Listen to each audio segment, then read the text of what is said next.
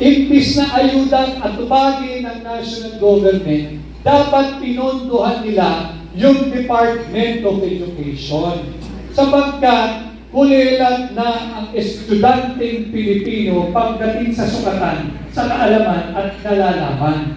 Maging ito ay tungkol sa siyensya o science, math, English or technology. Iwan na nga yung mga kabataang Pilipino. Tinapyasan pa ni Bongbong Marcos ng 12 billion yung budget ng DepEd ngayong 2025. Hindi pa na kontento dyan.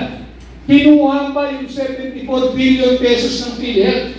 Hindi pa sila kontento doon sa 60 billion pesos ng PhilHealth na kinuha nila noong nakaraang taon. Itong 74 billion pesos para sa PhilHealth, ngayong 2025, kinuha na naman nila. At higit pa yan, nailathala ng isang maisog na kolumnista ng Daily Tribune. Kung kayo'y nalalakihan na sa 60 billion kinuha nila sa PhilHealth, kung kayo mga kababayan ay nalakihan na sa 25 billion pesos na kinuha nila sa GDP, kung kayo'y nalalakihan na sa 50 billion pesos na kinuha nila sa Land Bank, small time yan. Doon sa 117 billion pesos na kinuha nila mula sa PDIC o yung Philippine Deposit Insurance Corporation. Saan dinadala ng gobyerno ni Marcos ang pera nating mga Pilipino? May nakikita o nararamdaman ba kayo na proyekto ng administrasyon ito na magpapaunlad sa bawat Pilipino? Nasaan ang trilyon-trilyong pisong pera nating mga Pilipino? At bukod pa riyan, huwag natin kalilimutan, ipinagmalaki, ibinida nila 500 billion pesos na ang kanilang inuubos sa flood control fund sa loob lamang ng 2 taon ng kanyang administrasyon. At ngayong 2025, another almost 250 billion pesos na naman ang kanilang binaga dito sa flood control funds. Eh bakit tuwing umuulan, bumabaha?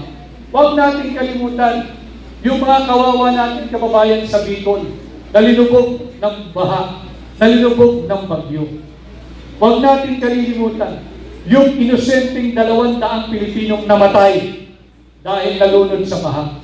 Buhay pa ho ang higit dapat sa nakararami doon kung hindi ninakaw ng Marcos administration ang pera para sa flood control programs. Huwag natin silang pabayaan na hindi managot sa kasalanan ito. Tagos sa buto ang kanilang pagkukulang sa sambayan ng Pilipino. Kaya lagi kong sinasabi, patuloy kayong mag-ingay sa inyong mga iba't ibang pamamaraan, sa inyong community, sa inyong association, kung meron kayong social media page or platform, mag-ingay kayo, karapatan niyo yun. Iparating natin sa higit na nakararami natin kababayan na tayo nagkakaisa na higit na talamak ang korupsyon sa ilalim ng Marcos administration at dapat na itong tuldukan. Yung utang natin ay 17 trillion pesos na. Wala pang 3 taon si Bongbong, 17 trillion pesos na ang utang natin mga Pilipino. Tayo dito sa bulwagan ito, meron tayong pagkakautang ng hindi bababa sa 140,000 pesos each. Sapagkat babayaran natin lahat yan. Yung 17 trillion pesos na yan. At ngayong taong kasalukuyan, 2025, mangungutang na naman. Somewhere between 1 trillion to 2 trillion pesos ang Marcos administration. Lubog na tayo sa utang. Pero hindi natin maramdaman kung nasaan ang pera natin mga Pilipino. Atin silang sigilin, atin silang panagutin dahil pera nyo yan. Kaya nga ang aking imbitasyon sa inyo, samahan ninyo ako dito sa War on Corruption. At pag tayo nagkaisa, posible ang pagbabago ngayong 2025 pag kayo ay naghati ng isang katulad ko na bago sa Senado. Bagamat wala tayong political party, meron tayong hakbang ng mag-isog. Kasama ko ang may isog at may mga prinsipyong Pilipinong katulad ninyo na higit marami kesa sa mga tiwali at turang na taong gobyerno at politiko. Magkaisa tayo, ilaban natin ito, ang laban ito ay laban ninyo at ating isulong yung ating war on corruption, ibalik natin ang death penalty, ibaba natin yung presyon ng plunder, wasakin natin at ipasura. Yung resolution number 10, huwag natin kalilimutan.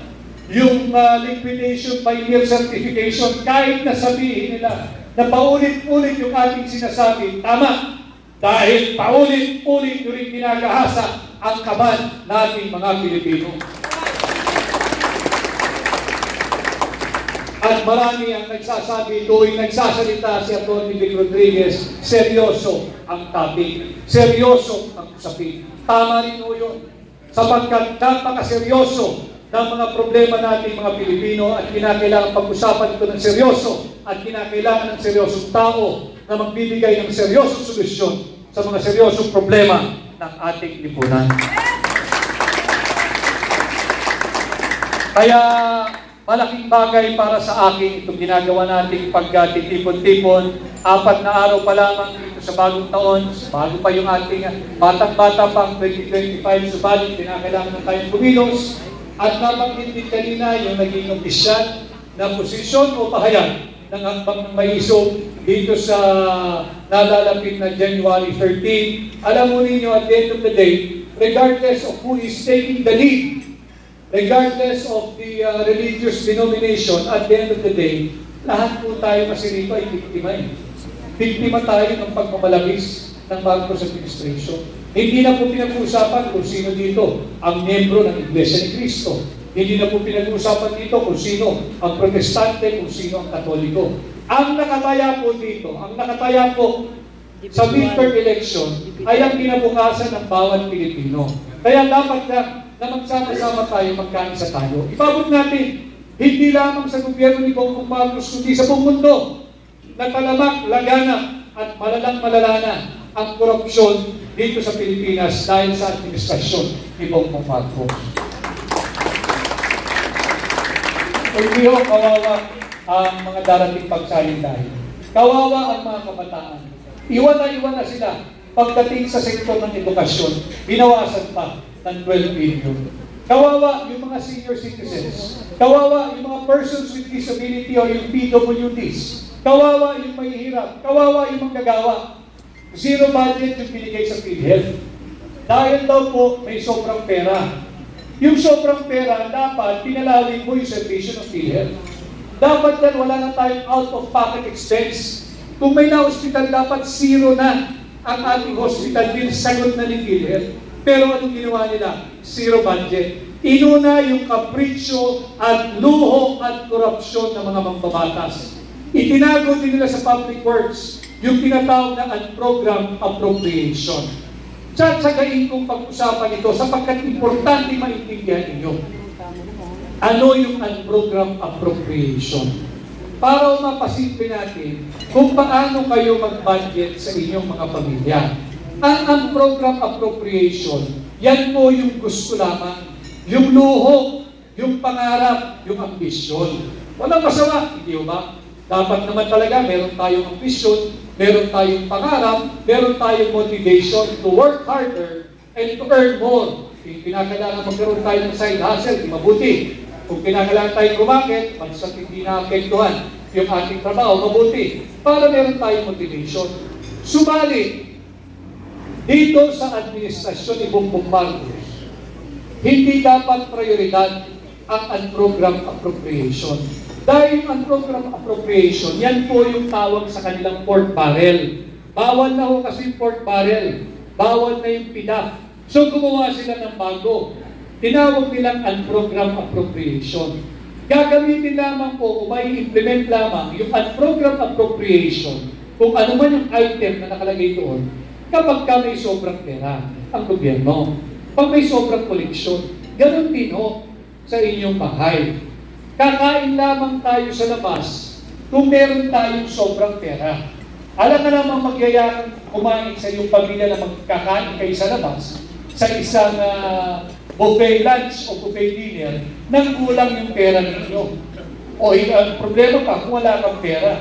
Pag ginawa niyo yun at hindi kayo nagbayad, di ba ang tawag doon is estafa? Hindi ba makakasuhan kayo? Bakit? Hindi pa kaya, walang sobrang pera ang pamilya.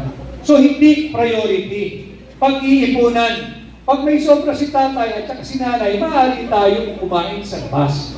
Yung bagong balo, yung bagong damit, yung bagong sapatos na gusto ng ating anak, hindi natin maibigay dahil kulang pa yung ating budget. Hindi tayo hindi. Sinasabi lang natin, teka muna, mag-iipon ang tatay, mag-iipon ang nanay. Pag may sobra, ibibili kita.